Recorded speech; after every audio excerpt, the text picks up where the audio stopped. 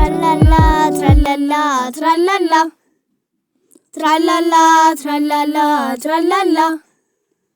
የፊደል አባት እንደምንኖት ይኸው መተናል ለበረከት ትራላላ ትራላላ ትራላላ ትራላላ ትራላላ ትራላላ እንቆቅልሾ ተረት ጨዋታ ምን እናጣለን ፊደል ገበታ ትራላላ ትራላላ ትራላላ ትራላላ ትራላላ ትራላላ ሁሉም ሞልቶታል አያልቅቦት የፊደል አባት እድሜ ይስጦት ትራላላ ትራላላ ትራላላ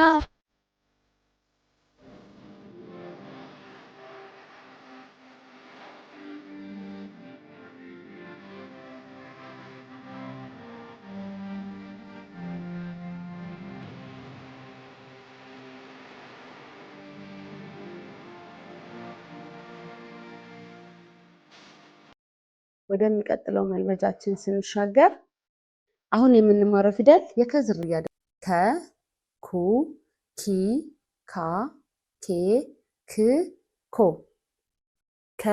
ከበሮ ከበሮ የሙዚቃ መሳሪያ ባህላዊ የሙዚቃ መሳሪያ ነው። አያችሁት ከበሮ እንዴት ልጁ እየመታው እንደሆነ በደንብ እያያችሁት ነው። ጎበዞች ከበሮ መዝሙርም ዘፈንም አገልግሎት ለመዝሙርም ለዘፈንም አገልግሎት ይሰጣል ማለት ነው። ከበሮ የሙዚቃ መሳሪያ ነው። ከበሮ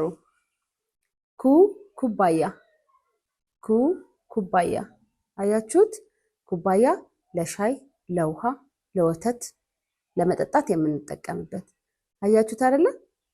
ጎበዝ ልጆች ፊልሙን በደንብ ይዩት። ፊልሙ ላይ ስታዩት በደንብ ትወዱታላችሁ። ኩባያ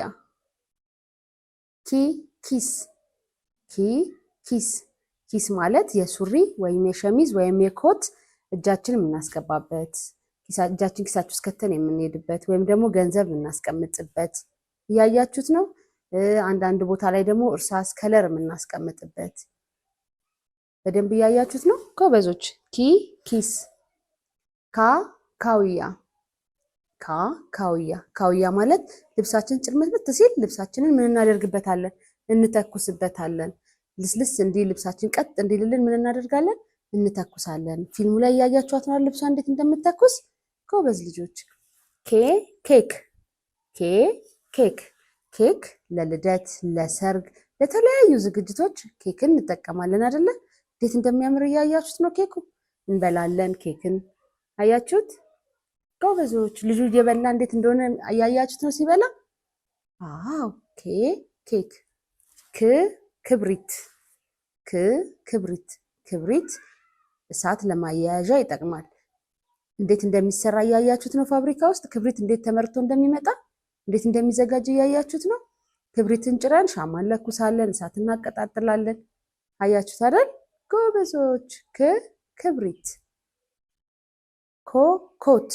ኮት ትልቅም ሰው ትንሽም ሰው የሚለብሰው ማለት ነው።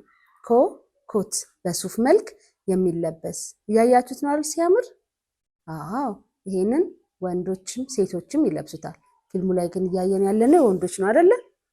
አዎ ጎበዝ ልጆች። አሁን ወደሚቀጥለው መልመጃ እንሄዳለን። ክፍል 2 ይቀጥላል።